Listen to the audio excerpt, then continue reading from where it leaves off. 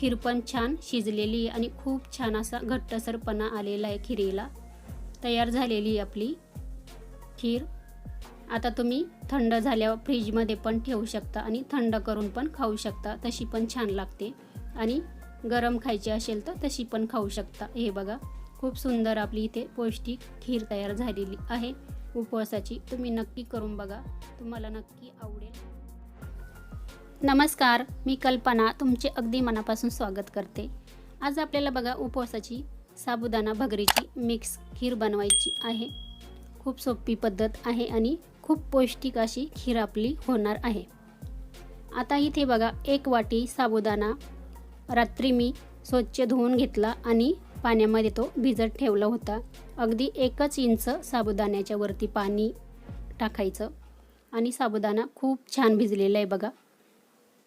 2-3 चमचे भगर घेतलेली, ती पण स्वच्छ धुवून घेतली आणि त्याच्यामध्ये थोडंसं पाणी घालून 5 मिनिटं मी तशीच ठेवली होती। पाणी काढून घेतलेलं आहे। काळे मनुके घेतलेले आहे आणि हे मनुके मी घरीच गावाला तयार केलेले आहे। ह्या मनुक्यांना केमिकल वगैरे अजिबात लावलेलं नाहीये हे बघा। आणि काळे मनुके खूप पौष्टिक असतात। आता इथे बघा सुकं खोबरं किसणीवर किसून घेतलेलं आहे।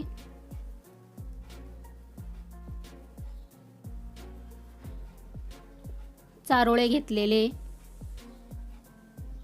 काळी खजूर 4-5 घेतलेले आहे आणि त्याच्यातलं बी काढून घेतलेले आणि 2-2, 3-3 तुकडे असे 1 खजूरचे करून घेतलेले। पिस्ता घेतलेला आहे, काजू घेतलेले आणि बदाम घेतलेले थोडेसे बारीक करून। 1 वाटी साखर घेतलेली। आता आपण बाकीचं साहित्य कढईमध्ये घालूया। आता इथे बघा कढई गरम करायला ठेवलेली आहे। अगदी थोडंसं इथे मी साजूक म्हणजे गाईचं तूप वापरलेलं आहे। त्याच्यामध्ये आपण आता काजू, बदाम, पिस्ते छान असे फ्राय करून घेऊ। चारोळे पण घातलेले। 1 मिनिट आपल्याला तुपावर फ्राय करायचं आहे।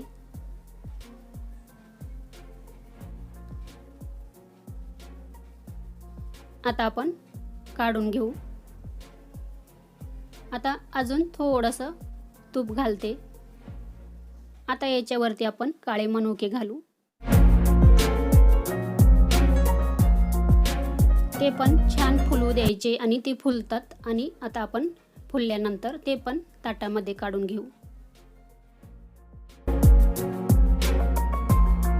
आता अजून थोडंसं तूप घालून किसलेलं खोबरं आपण छान 1 मिनिट कलर बदलोपर्यंत तळून घेऊ। काढून घेऊ आपण। आता छान कलर आलेला आहे, त्याला पण कच्चेपणा पूर्ण गेलेला आहे। चवीला खूप छान लागतं सर्व साहित्य थोडंसं तुपावर तळून घेतलं की। आता थोडंसं तूप घातलेलं आहे, अजून साबुदाणा घातलेला आहे आणि भगर आपण आता तुपावर 1 मिनिट छान अशी भाजून घेऊ। आता इथे बघा साबुदाणा आणि भगर आहे ना छान अशी फुलते भाजल्यानंतर किंवा तळल्यानंतर। आता बघा जे आपण सर्व साहित्य भाजून घेतलेलं आहे ते आपण आता याच्यावरती घालून घेऊ, सर्व एकत्र करू।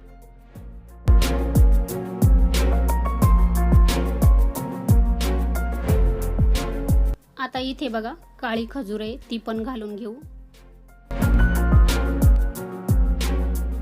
आता दूध मी पहिलेच गॅसवरती गरम करून घेतलेलं आहे। दूध आपल्याला गरमच घालायचं आहे। आता इथे मी 1 लिटर दूध घातलेलं आहे।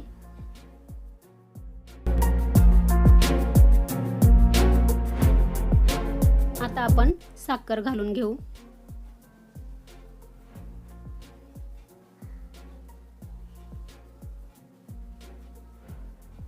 आता उकळी येऊ देऊ याला।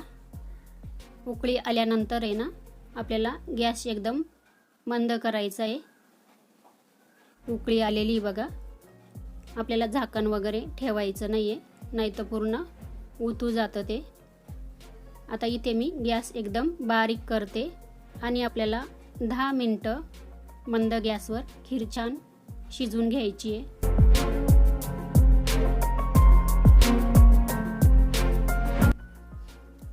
आता इथे बघा 10 मिनटं झालेले आहे आणि खीर पण छान शिजलेली आहे आणि खूप छान असा घट्टसरपणा आलेला आहे खिरीला. तयार झालेली आपली खीर. आता तुम्ही थंड झाल्यावर फ्रीजमध्ये पण ठेवू शकता आणि थंड करून पण खाऊ शकता, तशी पण छान लागते. आणि गरम खायची असेल तर तशी पण खाऊ शकता. हे बघा खूप सुंदर आपली इथे पौष्टिक खीर तयार झालेली आहे उपवासाची. तुम्ही नक्की करून बघा, तुम्हाला नक्की आवडेल. चला, रेसिपी संपूर्ण बघितल्याबद्दल तुमचे खरंच मनापासून खूप खूप धन्यवाद. भेटूया पुढच्या व्हिडिओमध्ये.